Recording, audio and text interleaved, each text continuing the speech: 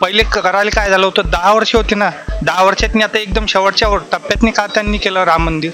माझ्या विचाराने तो जाणून बुजून देण्यात आलेला पहिला नंबर आहे. म्हणजे का बा आंधळ आले ते दिसलं पाहिजे, बोट पहिलं टाकून द्यायचो, असं काही आहे. वाईट आहे म्हणून चांगल्याची किंमत आहे. काय जे वाईट आहेत म्हणून त्याची चांगल्याची किंमत आहे. चांगली नसेल वाईटाला किंमत कोणती? हे सर्व चांगले जर झाले असते तर वाईटाला किंमत काय आली असती? जे उमेदवारी आहे जे दाखल झालेली बच्चूभाऊंची, त्यामुळे थोडंसं राजकीय समीकरण बदलू शकते जिल्ह्याचं, असं मला वाटते. जर 10 किंवा 5 वर्षांना परिवर्तन पाहिजे. एकच एक असलं त्याचे जास्त मस्ती येते. घरातील 2 पैलवान असली, एक जास्त ताकदवान असते, एक घर सेवल. माझं मत हे आहे. तुम्ही जर मतदान केलं नाही तर चुकीचे माणसं निवडून येतील आणि चुकीचे निवडून आल्यानंतर या देशाचं राजकारण सुद्धा चुकीच्या दिशेने जाईल. यामध्ये म्हणजे एक जे उमेदवारी आहे जे दाखल झालेली बच्चूभाऊंची, त्यामुळे थोडंसं राजकीय समीकरण बदलू शकते जिल्ह्याचं, असं मला वाटते. आणि याच्यामध्ये आता वंचित कडून पाठिंबा असलेले आनंदराज आंबेडकर पण या निवडणुकीमध्ये उतरले आहेत, तर त्यांच्याबद्दल आपलं काय म्हणणं? त्यांनी कुठंतरी सोबत राहायला पाहिजे होतं. म्हणजे एक हाती ते काही शक्य होणार नाही असं मला वाटतं. त्यांच्या मागे आंबेडकरी विचारधारेचा मतदार आहे असं म्हणणं आहे आणि त्यांना आत्मविश्वास आहे की ते निवडून येऊ शकतात या निवडणुकीमध्ये. तर आपला अनुभव काय सांगा? असू शकते कदाचित त्यांच्या हिशोबानं. बाकी अमरावतीची एक राजकीय परिस्थिती आहे, त्याच्यावर एक सामान्य नागरिक म्हणून तुम्ही काय व्यक्त होणार? जो विकास करल तो सगळ्यात महत्वाचा मुद्दा. विकास झाला पाहिजे. परिवर्तन हा विषय नंतरचा आहे, कोणी येऊ, पण विकास हा मुद्दा सगळ्यात महत्त्वाचा अमरावतीसाठी आवश्यक आहे. कारण या ठिकाणी असे औद्योगिक जे पाहिजे तशी अजूनही म्हणजे आपल्या अमरावती जिल्ह्यामध्ये अजूनही असं काही आलेलं नाही आहे. काय म्हणायचं आता, ते लोकसभा निवडणुकाचे वातावरण तयार करावंच लागते. ते त्यांना निवडून यासाठी आपापल्या पक्षात ताकद दाखवतेच ते. पण माझं मत असं आहे, जर 10 किंवा 5 वर्षांना परिवर्तन पाहिजे. एकच एक असलं त्याचे जास्त मस्ती येते. घरातील 2 पैलवान असली, एक जास्त ताकदवान असते, एक घर सेवल. माझं मत हे आहे. आता काँग्रेसचे 60 वर्ष होते, आता भाजपाचे 10 वर्ष झाले आहेत, तर आपण काय म्हणाल? जुना काळ होता त्या काळचा. सुधारणा झालेल्या नव्हत्या कोणत्या. आता सर्व नवीन टेक्नॉलॉजी आली, जागतिक टेक्नॉलॉजी आली. सर्व 10 वर्षात सुधारणा झाल्या, हे मान्य आहे. बाकी काही आता लोक फुकट धान्य हे देऊन हे नको पाहिजे लोकांना, काहीच फुकट. कारण का मजुरी मिळत नाही, कामाला मिळत नाही, लोक ते कामाला येत नाही. फुकट नको, काही मेहनत करा. या निवडणुकीमध्ये जी चौरंगी लढत आहे असं म्हटलं जातं अमरावती शहरामध्ये, याच्याबद्दल आपलं काय मत आहे की कोण? तर ते नाही सांगू शकत मी. तिरंगी मत कोण येईन आणि काय येईन त्याच्यात नाही बोलू शकत. तुमच्या पसंतीचा उमेदवार कोण राहील या निवडणुकीमध्ये? पसंतीचा उमेदवार आजपर्यंत आयुष्यात ठेवला नाही मी. कोण्या पक्षात जातही नसतं मागं त्यांच्या आयुष्यभर.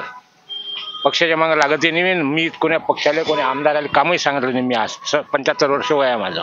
जे आहे निवडणुका ते आपल्याला समोर जावंच लागते आणि मत द्यावं लागते. ज्याला द्यायचा त्याला द्या. बरं, इतका अनुभव आहे तुमच्याकडे जीवनाचा, त्याच्यामध्ये जे आता राजकीय परिवर्तन महाराष्ट्रामध्ये झालं किंवा आपल्या अमरावतीमध्ये जी राजकीय परिस्थिती दिसते, तुमचा अनुभव काय बोलतो? परिस्थिती सारखीच आहे ना.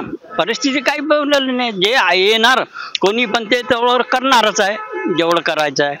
नंतर काय जास्तीचं काही वातावरण कुठे झालेलं आहे? काही महाराष्ट्रामध्ये जे पक्ष बदलल्या जातात किंवा पक्षफोडी होते, याच्याबद्दल एक नागरिक म्हणून तुम्ही काय व्यक्त होणार? तो त्यांचा प्रश्न असतो. तो कोणी पण आज दुसऱ्या इकडे राहतो, मग आपल्याला म्हणतो की अरे चला तिकडे दुसऱ्या 5 वर्षात दुसऱ्या इकडे नेतो आपल्याला. म्हणून कोणाला एक मतदाता म्हणून तुमच्या मनामध्ये काही संभ्रम निर्माण होतो का अशा वेळेला वोटिंग करताना? नाही, काहीच नाही. बस आपल्याला पहिले ठरवलं राहते की ज्याला द्यायचं त्याला द्यायचं, म्हणजे डोक्यामध्ये बस पहिलं राहते. प्रत्येक नागरिक कर्तव्यच आहे, हे मतदान हे केलंच पाहिजे. कोणताही पक्ष असो तो काय, पण आपल्याला स्वतंत्र अधिकार आहे तो पक्षाचा द्यायचा. हा पक्ष चांगला असो, पक्ष सर्व चांगलेच असतात, वाईट कोणीच नसतात. वाईट आहे म्हणून चांगल्याची किंमत आहे. काय जे वाईट आहेत म्हणून त्याची चांगल्याची किंमत आहे. चांगले नसेल वाईटाला किंमत कोणती? हे सर्व चांगले जर झाले असते तर वाईटाला किंमत काय आली असती? चंद्र आहे म्हणून सूर्याला किंमत आहे.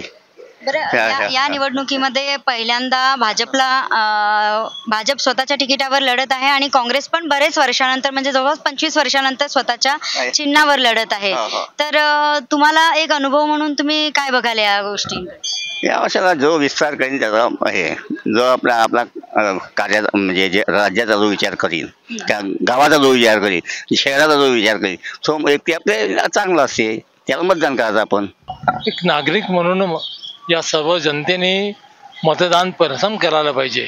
मतदान हा आपला संविधानाने दिलेला अधिकार आहे, तो आपण या ठिकाणी बजावलाच पाहिजे. कुठल्याही परिस्थितीमध्ये किती ऊन असू द्या, काही असू द्या, परंतु मतदान हे प्रत्येकाने केलंच पाहिजे. मतदान जर झालं नाही या देशाचे चित्र वेगळ्या तऱ्हेनं बदलू शकते. त्याच्यामुळे आपल्या मनात जे आहे, आपल्याला जे वाटतंय ते व्यक्त करण्याचं एक साधन आहे आणि देशाच्या राजकारणाची दिशा आहे.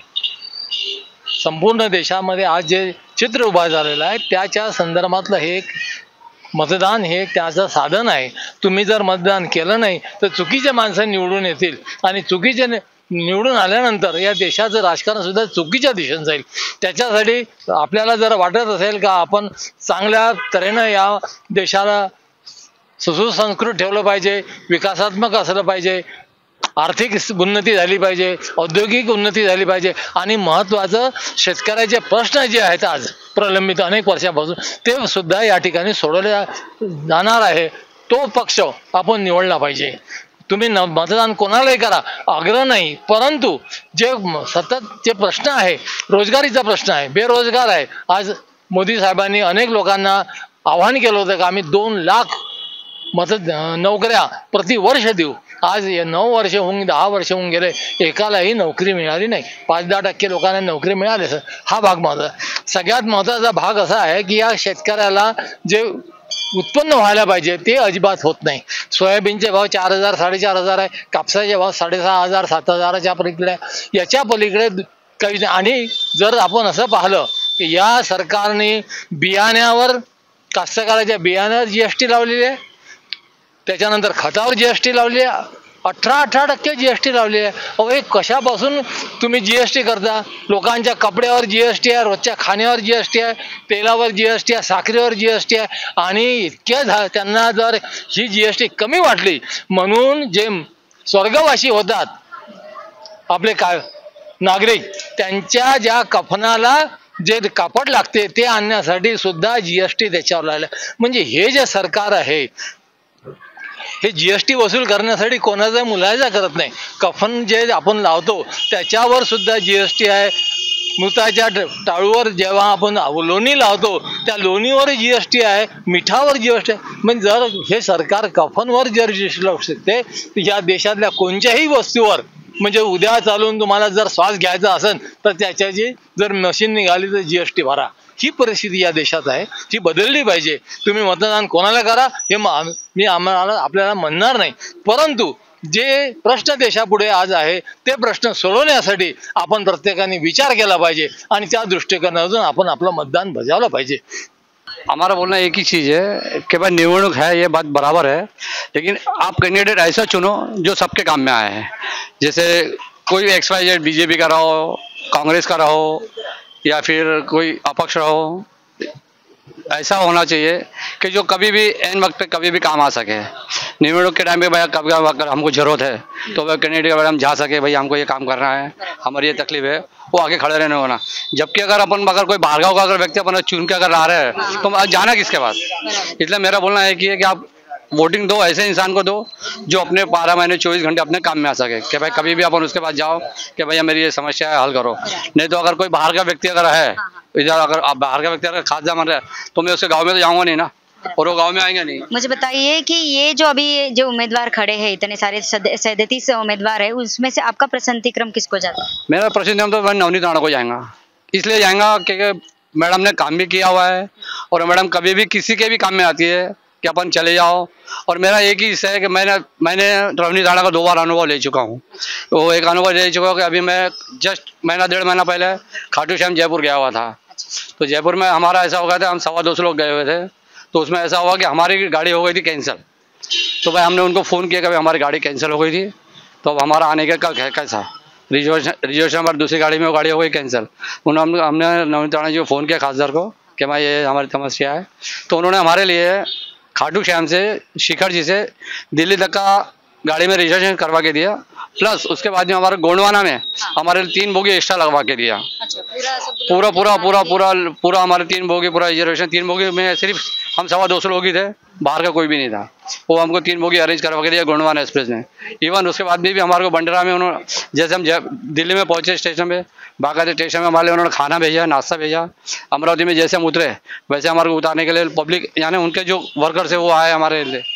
और उससे ज़्यादा क्या बता सकते हैं आप, बताओ। हवा आता कोणाची काढलीच नाही आहे तर मग हवा भरायची कशी? हा महत्वाचा प्रश्न आहे. हवा अजूनपर्यंत कोणाची काढलीच नाही तर मग हवा द्यायची कशी? कोणाची हे भरा? सगळे उमेदवार आहे, 37 उमेदवार आहे, त्याच्यापैकी सगळ्यात जास्त कुणाच्या नावाची चर्चा आहे असं चर्चा आहे वानखडे साहेबांची. तुम्हाला? अजून मग त्याच्यानंतर आता काय शिट्टी वाजवा, शिटी वाजवा. मग बरं, भाजपने एवढं मोठं हा, मग टाळ्या वाजवा. मग टाळ्या वाजवायच्या. हा, भाजपाने त्यांची उमेदवारी पहिल्यांदा दिली आहे, म्हणजे भाजपच्या चिन्हावर पहिल्यांदा त्यांचा उमेदवार उभा आहे. पहिला उमेदवार दिला आहे म्हणूनच त्याचा पहिला नंबर आला पाहिजे असं थोडीच आहे. बरोबर आहे, पहिला बरोबर नंबर आहे. आला पाहिजे.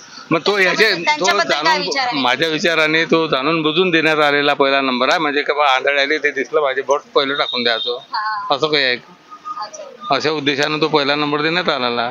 बाकीच्यांना नाही मिळाला आणि तिलाच काय मिळाला बाबा? हा प्रश्न सर्वांच्याच मनात आहे की बा यांनाच कसा पहिला प्रश्न मिळाला.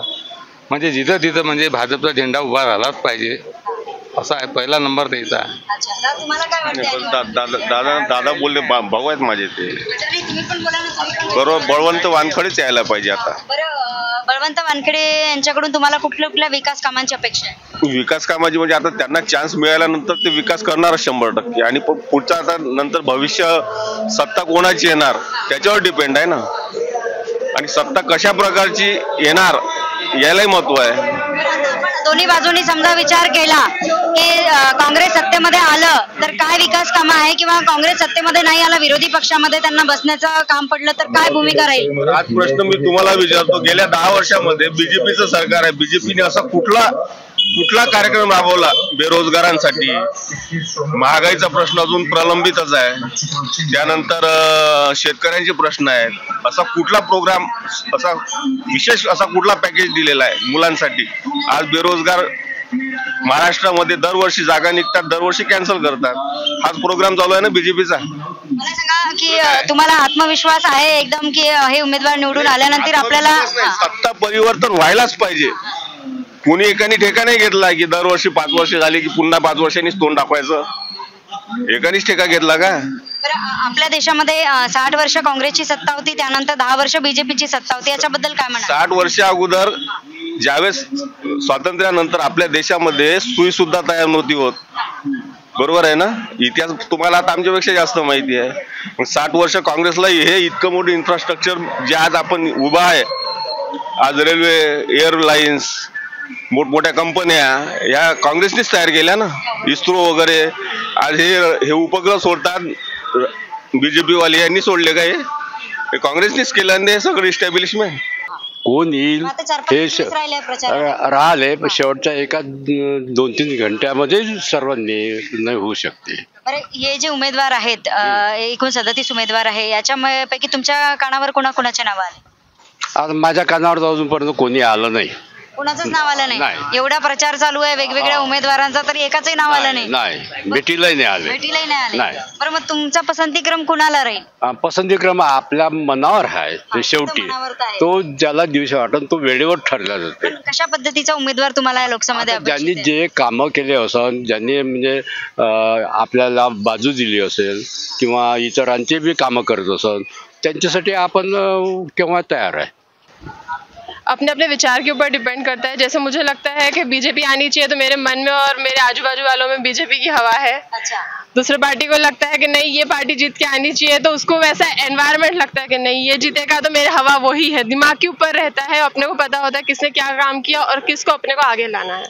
नवनीत राणा ने सहयोग भी बहुत किया है. आप एक महिला हो और महिलाओं के 50% वोटिंग है, हर घर में 1 या 2 महिलाएं होती है. हमारे चैनल के माध्यम से आप महिला मतदाताओं को क्या संदेश देना चाहेंगे?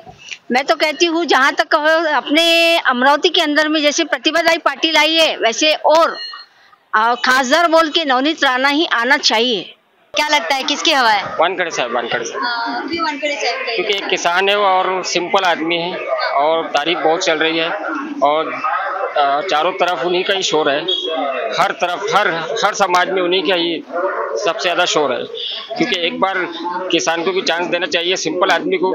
अभी तक के तो होशियार लोगों को बहुत दिए चांस, लेकिन एक बार सिंपल आदमी को और एक किसान को भी देना चाहिए, क्योंकि किसान के बहुत से मसले हैं, शायद वो अपने मसले हल करेंगे। तुम्हाला काय वाटतं या इलेक्शन बद्दल? या विलक्षण बद्दल मॅडम मला बळवंत भाऊ, कारण की माहित आहे का, ज्या माणसांनी हिंदुत्व शिकवलं आपल्या महाराष्ट्राला, बाळासाहेब ठाकरेंनी, त्यांच्या घरी जाऊन त्यांना हनुमान चालिसा, म्हणजे ज्या माणसाच्या याच्यातून हिंदुत्व शिकलो आपण, त्या माणसाच्या घरी जाऊन त्यांना हिंदुत्व शिकवत आहे, हे गलत आहे त्यांचं. आणि जे राम मंदिराचा मुद्दा होता, राम मंदिर तर बाळासाहेबांच्या याच्यातनीच होतं.